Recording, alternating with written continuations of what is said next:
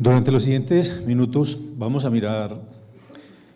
el manejo de urgencias de las porfirias, pero quisiera enfatizar en que es algo que no necesariamente tiene una coordinación o concordancia con lo que hemos leído, que sugieren internacionalmente, porque es adaptado mucho a las posibilidades que tenemos en nuestro entorno.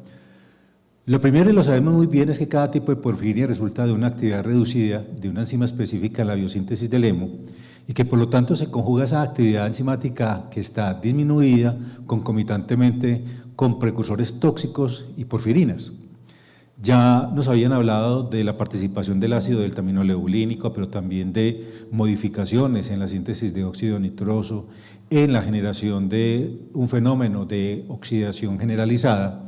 Y por eso hay una gran cantidad de síntomas clínicos que se han definido como neuropsicoviscerales, pero que son específicos y de magnitud y expresión variable según cada tipo de porfiria. Pero sí es fundamental tener presente que si los síntomas psiquiátricos son muy constantes, sentimos a veces la inclinación de decir, este paciente probablemente está fingiendo, este paciente tiene un trastorno funcional, cuando es necesaria la evaluación psiquiátrica, la evaluación neurológica, para poder conjuntamente coordinar y determinar si se trata de algo estructural o en realidad debemos inclinarnos más hacia la posibilidad psiquiátrica, que no en pocos pacientes existe. Pero sí debemos tener muy presente que cuando uno tiene una crisis de porfiria, el paciente característicamente va a estar ansioso, irritable, agresivo, confuso, y que todo eso hace que debamos acercarnos desde el punto de vista del entendimiento, de la compasión, para ponerse en el lugar del otro y creer en cada uno de los síntomas. Uno de los más frecuentes que se describe es el dolor abdominal, aunque el que más frecuentemente yo he documentado en los pacientes es la taquicardia de origen desconocido. De cualquier forma, hay dificultades diagnósticas y se confunden con muchos tipos de trastornos, con otros tipos de enfermedades, incluso con personalidades de personas facticias o simuladores, y esto habla de la necesidad de tener un grupo multidisciplinario para ofrecer una evaluación integral. Cuando ya conocemos bien la importancia del grupo hemo en el organismo para participar en diferentes procesos, es necesario recordar que, por ejemplo, las funciones de las hemoproteínas tienen que ver no solamente con la hemoglobina y mioglobina, sino con la respiración celular, las citocromos de las cadenas respiratorias, y aquí entra la alimentación que veremos posteriormente con el nutriólogo el doctor Jorge, la citocromo P450, inducible por una gran cantidad de medicamentos y alimentos, la protección contra radicales libres por la catalasa y la peroxidasa, la reducción del hierro por la citocromo abdominal afectada, el catabolismo del triptofano, el metabolismo de prostaglandinas que intervienen y generan inflamación y dolor, la alteración en la producción de óxido nítrico, lo que genera vasoconstricción, isquemia, dolor intestinal, modificaciones cardíacas, la modificación de las hemoxigenasas, así que tenemos una enfermedad que no simplemente se circunscribe a un aumento del ácido deltaminoleulínico tóxico, sino que es muy pleomórfica en sus manifestaciones. Por eso, la porfiria es la pequeña imitadora, ya que si uno no la tiene en mente, posiblemente pueda excluir a un paciente que es víctima de una enfermedad. Ya referenciaba que en Estados Unidos, desde el momento en que la persona consulta con un síntoma atribuible y explicable por una porfiria, pueden transcurrir 15 años antes de que llegue a un profesional que lo sospeche directamente y lo caracterice bioquímicamente. Mucha de la sintomatología es por la analogía estructural que tiene el ácido deltaminoleulínico que se acumula en las porfirias y el GABA actuando como un antagonista competitivo, pero además como una sustancia neurotóxica que facilita la edematización, el trastorno de las neuronas, sobre todo que tienen que ver participación en el movimiento, pero también un componente sensitivo significativo. Y que por eso la inflamación que se genera en los nervios es muy residual y relativamente duradera. De hecho, tal vez lo último en desaparecer en un dolor de porfiria es precisamente eso que motivó el diagnóstico, el dolor, porque a pesar de que no aumenta y ligeramente disminuye, puede persistir en el transcurso de meses y años y hacerse un dolor crónico de difícil manejo. Las manifestaciones neurológicas es importante tenerlas presentes para sospechar, porque son pacientes que van a tener síntomas cardiovasculares, incluso dentro del contexto de la neuropatía está descrita la muerte súbita de origen cardíaco. Hay alteraciones en los esfínteres, tanto en la vejiga y en el intestino, bien sea porque hay dificultad para orinar, porque hay micciones que son involuntarias, porque hay dificultades en el control de los esfínteres y tenemos pacientes que exoneran y no son conscientes de ellos, o que por el contrario tienen un tránsito intestinal supremamente lento. La neuropatía periférica predominantemente motora, la pérdida y modificaciones de sensibilidad en el tronco. Y es importante tener presente que pueden tener cuadros muy atípicos de lesiones neurológicas en parches que no guardan una relación necesariamente con un dermatoma. Las manifestaciones neuropsiquiátricas son esenciales porque estos pacientes presentan ansiedad muy constante, fenómenos de depresión, insomnio, que es un signo premonitorio de descompensación, episodios de desorientación, alucinaciones o paranoia, como ya el doctor Rommel nos ha descrito, la neuropatía craneal que puede estar comprometiendo el séptimo y el décimo par, y por eso tenemos pacientes, por ejemplo, con dificultades en la deglución por compromiso específico y selectivo del laringio recurrente. Y obviamente pacientes que se confunden con epilepsia y que tienen intolerancia a medicamentos que actúan con inducción enzimática hepática, como empeoramiento con carbamazepina, fenitoína, fenobarbital e intolerancia al mismo. Sin embargo, el 5% de los pacientes con porfiria intermitente aguda tienen una variante en que la actividad de la porfirinógeno de aminasa eritrocitaria es completamente normal, y en ese caso es donde a veces uno encuentra dificultades diagnósticas bioquímicas y se requiere de la participación del genetista para que a través del secuenciamiento pueda ayudar al diagnóstico y permitir la corroboración.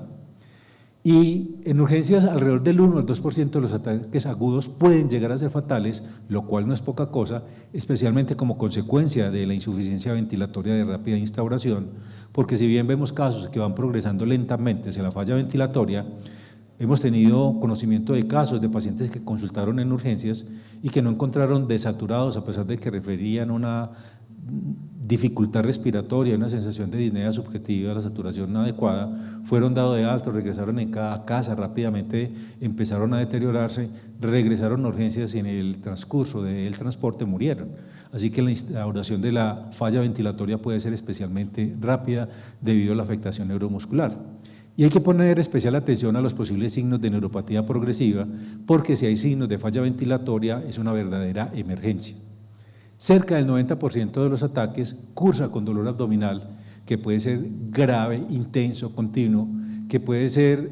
muy raramente es localizado y asociado a otros hallazgos gastrointestinales. Las personas presentan náuseas y vómitos incoercibles, episodios de estreñimiento que llevan a que a veces presenten defecaciones cada 15 días, distensión abdominal dolorosa con sensación de que están inflados, de que se sienten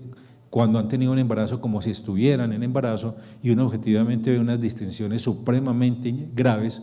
y disminuyen los ruidos peristálticos que son más fácilmente perceptibles en su disminución a nivel de la fosa ilíaca derecha, en la válvula iliocecal. Por eso cuando nos llega a urgencias un paciente que tiene dolor abdominal, taquicardia, antecedentes de orina oscura que pueden estar presentes en ese momento, manifestación de una neuropatía motora periférica, alteraciones del tracto gastrointestinal en que se le ha diagnosticado un colon irritable de predominio constipación o diarreica, episodios de náuseas y vómitos incoercibles, cambios mentales, dentro de ellos la psicosis, hipertensión en personas que son relativamente jóvenes, hiponatremia como consecuencia de una secreción inadecuada de hormona antidiurética, modificación de los reflejos, episodios de dosargia, de neuropatía sensorial, variaciones de la hipertensión a la hipotensión, disautonomía evidenciada por alteraciones en la mesa basculante, en el tilt test, antecedentes de convulsiones, dolor en el pecho. Todo esto, cuando va sumando, nos permite ir configurando que posiblemente esa persona tiene un único diagnóstico y es una porfiria. A veces vemos entonces sujetos fragmentados que simplemente se les da tratamiento sintomático y que no se le logra dar un enfoque integral que permita avanzar más en una enfermedad que pueda explicar toda la sintomatología. Así que tener presente toda esa serie de sintomatología es necesario, porque cuando uno ve a estos pacientes con convulsiones ya es grave, una hiponatremia es grave, agitación, insomnio, confusión o psicosis también es un signo ominoso, la neuropatía periférica que puede llevar a parálisis, falla ventilatoria, disfagia, retención e incontinencia urinaria, esas lesiones de fotosensibilidad, etcétera, todo ello nos debe hacer apuntar de la necesidad de una intervención farmacológica. Lo primero que deberíamos preguntarnos cuando tenemos una fuerte sospecha de porfiria es ¿por qué se desencadenó? Y sabemos que hay una gran cantidad de fármacos que lo producen, y de ahí la necesidad de que recordemos porfiriadrugs.com para que en inglés también ingresemos el nombre de los medicamentos que ha venido tomando, incluyendo aquellos de origen vegetariano, porque en ellos hay con frecuencia compuestos que pueden inducir la citocromos y por ende propiciar crisis. Los alimentos, y hay un listado de alimentos que no podemos, ya lo va a ampliar el doctor Jorge, hablar de que específicamente en todos los pacientes los alimentos desencadenan porque tenemos diferentes polimorfismos genéticos. Pero si bien es sabido que, por ejemplo, como en el caso de acetaminofén, medicamentos como los que están al carbón o el consumo de crucíferas o brassicáceas incrementan la citocromo 12.1 y hacen que cuando alguien toma acetaminofén en dosis terapéuticas de hasta 4 gramos al día ya pueda hacer hepatotoxicidad con alteración de transaminasas. Es una manera indirecta de deducir que algo muy similar podría estar aconteciendo con las porfirias. Así que uno encuentra personas que no toleran la espinaca, personas que no toleran el chocolate y las bebidas oscuras, el repollo, el col, el brócoli, pero otras que sí. Uno debe aprender que todo depende de un polimorfismo y de una susceptibilidad muy personal. Los compuestos químicos. ¿Y quién creyera que hemos tenido casos de personas que no toleran las plaquitas termovaporables que tienen deltametrina para matar zancudos? Se acuestan con una de ellas, se amanecen con un cuadro de dolor abdominal simplemente porque su metabolismo depende de citocromos que normalmente funcionarían en otra persona, pero que para alguien puede actuar como un factor desencadenante, y hemos tenido varios casos. El consumo de sustancias psicoactivas como anfetaminas, como marihuana, un consumo puntual de marihuana, si sabemos que permanece por su alta liposolubilidad, presente adherido a la grasa corporal, al cerebro, las gónadas durante por lo menos un mes, es un mes de vulnerabilidad para un paciente. Así que jamás el dolor neuropático en un paciente con porfiria se puede tratar con cannabinoides. El estrés, que es un estrés constitucional, debido a que el antagonismo que se hace del GABA por parte del ácido deltaminoleulínico suele ser residual y la gran mayoría tienen, por lo tanto, algún grado de estrés que amerita terapia cognitivo-conductual y eventualmente intervención farmacológica. Las deficiencias calóricas, porque las dietas son inadecuadas y a pesar de que hay obesidad puede haber desnutrición, también lleva a que se presenten cuadros. Los esfuerzos físicos extenuantes que promueven la activación de citocromos. Los efectos hormonales, por ejemplo, fue interesante saber que en las mujeres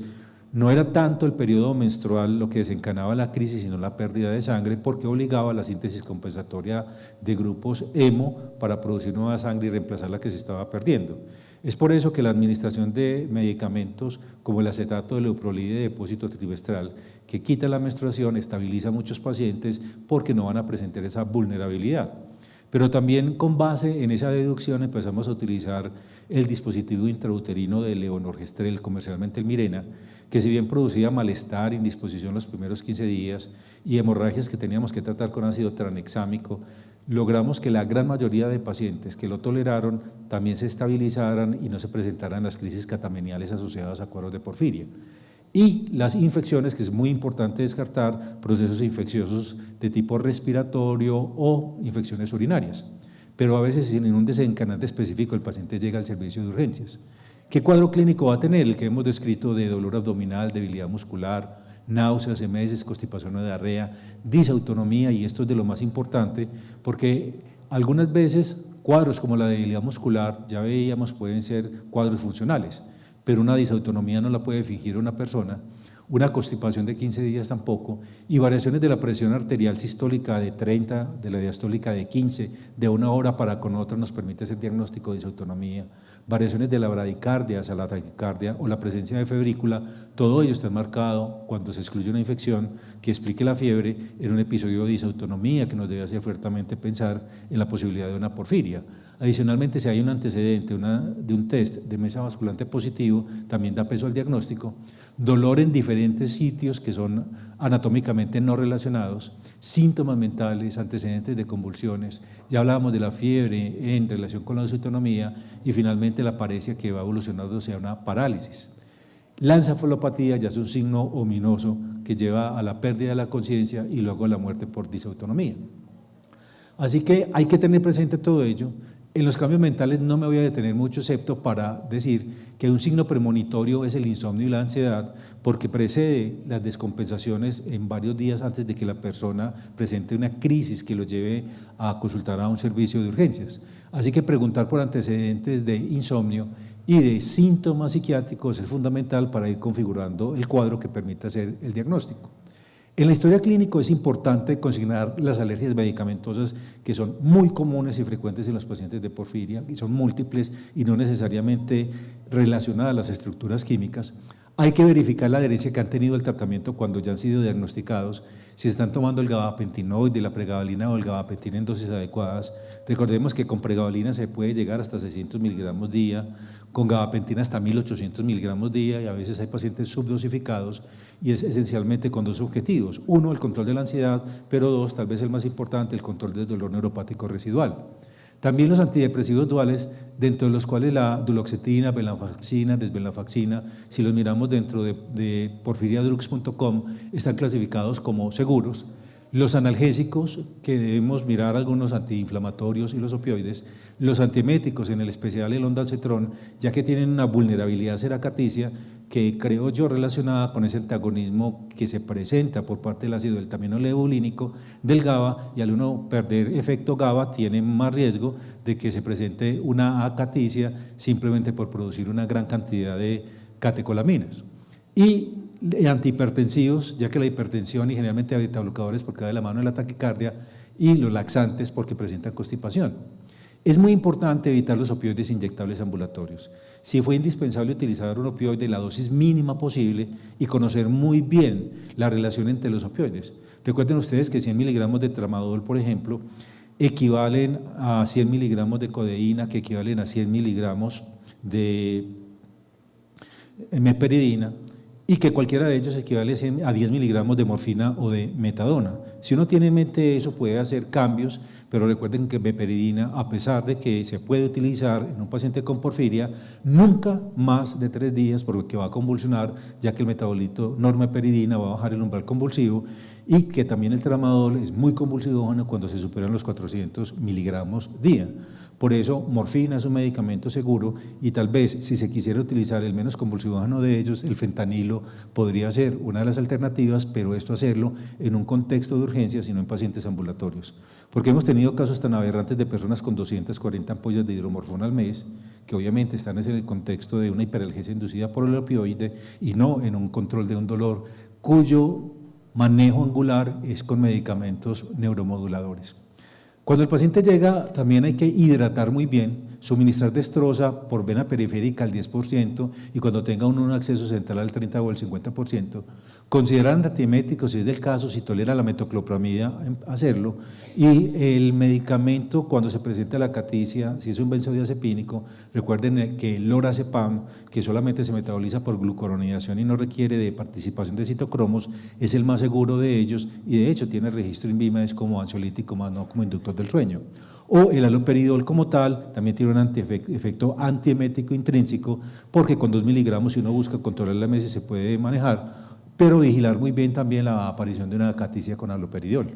La higiene del sueño es fundamental en el paciente que se vaya a hospitalizar, y el apoyo farmacológico. Se sabe, por ejemplo, que una crisis de porfiria lleva a que se deje de producir melatonina, que se normaliza otra vez a los 3 meses, y por eso la administración de melatonina de liberación extendida puede ser una muy buena alternativa, explicándole al paciente que el periodo de latencia entendido como administración e inicio de la acción es 2 horas. No es un medicamento que se tome y produzca sueño ya, sino que va a producir sueño a partir de las 2 horas, efecto ansiolítico más temprano, 6 horas de sueño fisiológico, pero que debe ser en presentación retard-CR para que semeje el ritmo circadiano de producción endógena de la melatonina, que no es logrado cuando se dan las melatoninas que venden en las tiendas vegetarianas de 3 a 6 miligramos, ya que rápidamente la citocromo 3 a 4 las metabolizan en 1 hora y solamente tienen alguna utilidad en el insomnio de conciliación, pero no en el de mantenimiento. La amitriptilina puede ser una alternativa que es tolerada en algunos pacientes, y recuerden cursos cortos de opioides orales o venosos inferiores a 5 días y tratar de no manejar opioides ambulatoriamente. Los antiespasmódicos, y tenemos diferentes alternativas porque hay personas que no toleran el butilbromuro de diosina, pero sí toleran, por ejemplo, el bromuro de otolinio o cualquier otro medicamento como la trimebutina. Y alimentos ricos en fibras y libres de santinas y crucíferas, que eso lo hablarán más adelante en la dieta. La analgesia en porfiria debe administrarse lo más rápidamente posible, y los requerimientos iniciales de opioides son característicamente altos. Lo que se sugiere es manejarlo como cualquier dolor agudo grave. Un paciente llega y generalmente uno hace un esquema de 3 miligramos de morfina cada 6 horas y pare de contar. Lo ideal sería colocarle 3 o 2 miligramos de morfina cada 3 minutos hasta controlar el dolor. La dosis total que requirió para controlar el dolor dividido 2 es la dosis de mantenimiento que va a requerir cada 4 horas por la vida media corta de la morfina. Y esto, tratarlo de dar máximo 5 días, y a los 5 días empezar a hacer un desmonte del 50% para que al 8º día lo podamos suspender sin riesgo de un síndrome de abstinencia. Pero si logramos controlarlo muy bien, si debimos prolongar el manejo con el opioide más de 10 días, hay que hacer una reducción gradual del 10 al 15% diariamente, porque si no el paciente va a entrar en un cuadro de síndrome de abstinencia y puede presentar una crisis. A veces hay errores, sobre todo en pacientes que vienen utilizando metadona. Y recuerden que, por ejemplo, si bien la equivalencia de metadona, 10 miligramos de metadona equivalen a 10 miligramos de morfina, la vida media de la metadona es 12 horas y la vida media de la morfina analgésica es 4 horas. Así que uno necesitaría 10 miligramos de morfina cada 4 horas para un total de 60 miligramos al día en un paciente para controlar un dolor, probablemente. Pero si lo va a pasar a metadona, con 10 miligramos le funciona 1 hora y con los otros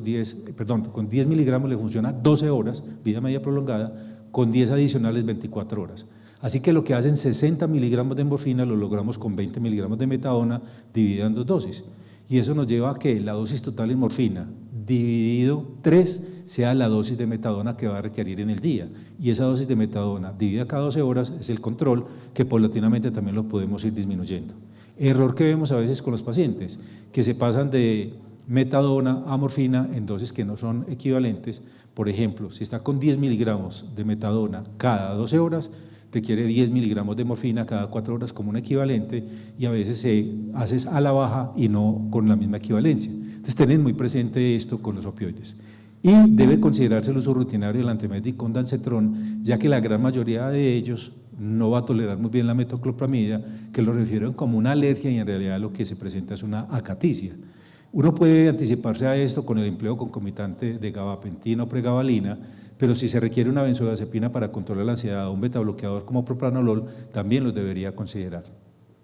La agitación grave y la ansiedad pueden ser tratadas con haloperidol, pero si hay intolerancia se pueden recurrir a los antipsicóticos atípicos. La hipertensión y la taquicardia deben ser tratadas con la betalol con propranolol oral y uno lo da hasta que logre tener una frecuencia cardíaca por debajo de 70. Si la persona convulsiona, pues inmediatamente diazepam o midazolam, los beneficios superan los riesgos ya que no han demostrado que sean totalmente seguros, pero en ese caso sí. Y es muy importante colocar sulfato de magnesio en estos pacientes porque por un lado ellos debido a la administración de mina pueden tener déficit de tiamina, el magnesio es cofactor de la tiamina, por el otro la disminución del magnesio lleva a que estos pacientes puedan tener una disminución del umbral convulsivo que predispone a que presenten este tipo de episodios. También ellos tienen trastornos hidroelectrolíticos en relación con las náuseas, el vómito, a veces baja el potasio, a veces baja el calcio, a veces baja el magnesio, todo eso hace necesario un ionograma con calcio y magnesio para evitar prolongaciones del QT. Y recuerden que si uno tiene un QT prolongado y hace un episodio de bradicardia, por ejemplo en el contexto de un episodio de vómito, puede hacer una taquicardia ventricular polimórfica, que es un ritmo de paro y muerte súbita. Los síntomas entonces, convulsiones, ansiedad y agitación se tratan inicialmente con benzodiazepinas, la de elección oral, el lorazepam, el dolor agudo con opioides inicialmente y concomitantemente se comienzan gabapentinoides como pregabalina y gabapentina o antidepresivos duales, dentro de los cuales la duloxetina, la venlafaxina y la desvenlafaxina tienen efecto también manejando el dolor neuropático. Las náuseas, el vómito, se manejan con haloperidol, que también es útil en alucinaciones y delirium. La hipertensión con taquicardia, el propranolol puede ser una muy buena alternativa. El estreñimiento, la lactulosa, el polietilenglicol, pero a pesar de esto, e incluso dosis muy elevadas de cualquier otras alternativas. Por ejemplo, tenemos pacientes que se han medicado 10 tabletas diarias de bisacodilo sin lograr exonerar. Pero la lubiprostona en tabletas de 8 o 24 microgramos ha sido uno de los hallazgos que nos ha dado alguna utilidad en pacientes que crónicamente no habían respondido a ninguna otra alternativa, ya que actúa en canales de cloro y no necesariamente en el tejido nervioso. La paresia vulvar, manifestada por disfagia, por disfonía, por disartria, hay que tratarla con sonda nasogástrica para evitar una microaspiración y con dieta supraglótica. La difusión vesical requiere la sonda vesical, ojalá no más de 3 días porque habrá una infección urinaria que complicará el cuadro y con ejercicios obviamente de rehabilitación vesical. La alteración del estado de conciencia es sinónimo de UCI y la debilidad muscular residual o inicial requiere el concurso de la fisioterapia. La emina, que es el antídoto específico, después de que tenemos un paciente hidratado con corrección del trastorno hidroelectrolítico, sin que esté hipoxémico, en el que se han excluido infecciones y que se le está suministrando la destroza, sigue empeorando, tiene indicaciones muy específicas. Siempre considerarla cuando el dolor siga progresando, sea intenso o muy prolongado, no responda a los opioides, cuando haya evidencia de una neuropatía, sobre todo cuando hay parálisis, cuando hay un cuadro psicótico y quien creyera psicosis, que uno la vea, solo démosle simplemente aloperidol, démosle un antipsicótico. Psicosis es sinónimo de administración de emina y es algo que debemos tener muy presente.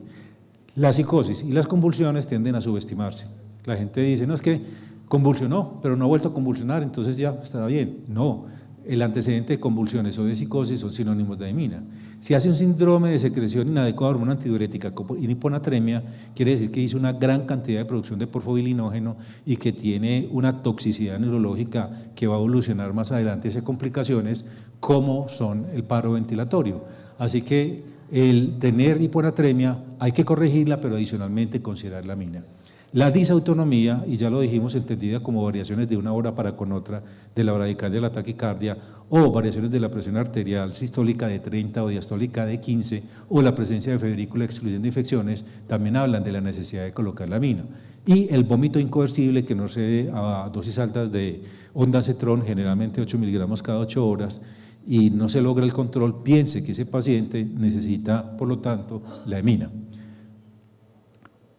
Las indicaciones de la amina entonces son muy claras y también se debe considerar cuando empiecen a aparecer cambios en el color de la orina haciéndose oscura, porque nos está hablando de un porfodilinógeno, y las crisis convulsivas catameniales podrían ser otra de ellas. Pero pensar en pacientes que hayan tenido cualquiera de estas manifestaciones, incluyendo rhabdomiolisis sin causa aparente, en la cual uno excluye cualquier otra posibilidad y se queda en veremos, que pueda corresponder a una porfiria. Ahora bien, generalmente sabemos que la amina es irritante y uno solicita la colocación de un catéter central para poder colocar la emina, y es un error si no se hace la administración de emina lo antes posible, porque a veces se tarda hasta 24 horas la colocación del PIC. Así que colocar un catéter grueso en una vena gruesa del brazo, que puede ser la cefálica o la basílica, es una elección para administrar la primera dosis de emina, ya que en las siguientes 24 horas será posible canalizarle una vena y colocarle un PIC para a nivel central suministrárselo. ¿Para qué damos la amina? La amina inhibe la 5-aminoleubolinato sintasa, lo cual lleva a que no se produzca más ácido delta-aminoleubolínico y porfobilinógeno, que van paulatinamente disminuyendo y van acompañadas de la mejoría del paciente. Así que la colocación de la emina para hacer la inhibición enzimática es esencial, que también contribuye moderadamente a la administración de destroza hipertónica en ello, y la adecuada hidratación son piedras angulares del tratamiento. Pero hay que tener, digamos, precaución. Hay extremos. Por ejemplo, el INVIMA dice la dosis que hay que colocar de emina es de 4 ampollas. La tendencia en Europa, por ejemplo, es colocar el número de ampollas que un paciente requiera para mejorar. Cuando hablábamos con uno de los expertos de porfiria de Francia, él decía, la mayoría de mis pacientes que están educados y consultan tempranamente, con una dosis tienen. Algunos requieren 2, excepcionalmente 3 y casi que nunca 4. Así que la decisión de colocar 4 fue una decisión con consenso de expertos, no producto de un estudio investigativo prospectivo, controlado, aleatorizado, y de ahí que queda muy a criterio médico tanto colocar las 4 ampollas como extender o acortar el tratamiento, porque hay quienes, a pesar de la sintomatología, si sigue el dolor, si el paciente está empeorando, siguen y ponen otro nuevo ciclo de emina. La ampolla de emina tiene que ser muy bien cuidada, porque la ampolla viene de 250 miligramos en 10 mililitros y hay que mantenerla en cadena de frío porque la daña la temperatura. Adicionalmente, la dosis, independientemente del peso, es de 3 miligramos por kilo y se disuelve en solución salina en un volumen variable según la edad, en un adulto 100 mililitros, pero puede incluso colocarse sin diluir dependiendo del peso, pero es excepcional la porfiria en niños, de ella nos hablará la doctora María Beatriz en la tarde. Hay que pasarla por el catéter central o PIC en 15 a 30 minutos. Muchas veces uno trata de disminuir la posibilidad de flebitis llevándola a que se ponga en 2 horas, después de 1 hora se precipita, particula y no tiene efecto terapéutico, pero excepcionalmente por una vena gruesa del brazo la primera vez. Si usted la coloca en el antebrazo o en una vena cubital ya es sinónimo de flebitis y perdió esa vía periférica. Y es triste entonces saber que llegan pacientes que no tienen un acceso venoso fácil. Por otra parte, hay que purgar la vena con solución salina una vez aplicada la amina, con bolos de 10 centímetros, un total de 40 centímetros de salina repartidos en de a 10 y luego 100 centímetros a chorro para barrer cualquier material particulado que pueda inducir una reacción inflamatoria, sinónimo de flebitis y de pérdida de ese acceso venoso. Y la dosis requerida entonces varía entre 1 y 4 ampollas con intervalos así de 24 horas según la respuesta clínica del paciente y a criterio del médico colocar más si es que el paciente lo requiere. Miren que es aquello de diluirla, que siendo hipertónico, puede administrarse por vía exclusivamente intravenosa, pero habla de una vena del antebrazo o una vena central. Si estamos hablando de una vena gruesa del antebrazo, entonces la primera dosis puede ser por la basílica o la cefálica, cuando es urgente la colocación y no debemos evitar que se administre por esta vía si no hay posibilidad de una colocación de un catéter PIC inmediatamente. Si se puede hacer en los siguientes minutos, pues maravilloso. Algo que se nos olvida con frecuencia es que varios grupos que contienen EM y varios compuestos que contienen hemo tienen su capacidad de actuar como antitiamina. La tiamina es quelada por la amina y por lo tanto son pacientes que deben tener un adecuado consumo, nivel de tiamina, y deberían estar tomando tiamina profiláctica y en especial después de colocada la amina. No de manera simultánea porque estaríamos disminuyendo el efecto de la amina, pero una vez terminado el ciclo empieza a darle los 300 miligramos diarios de tiamina y si es del caso y no la tolera por vómito tenemos la alternativa farmacológica de la sulbotiamina. ¿Qué sucede cuando uno no coloca la tiamina? El paciente va teniendo un deterioro cognitivo de atención, concentración, memoria, similar a lo que sucede cuando se presenta una psicosis de Korsakoff, así que la amina es también fundamental. Recuerden que lo primero es controlar el dolor.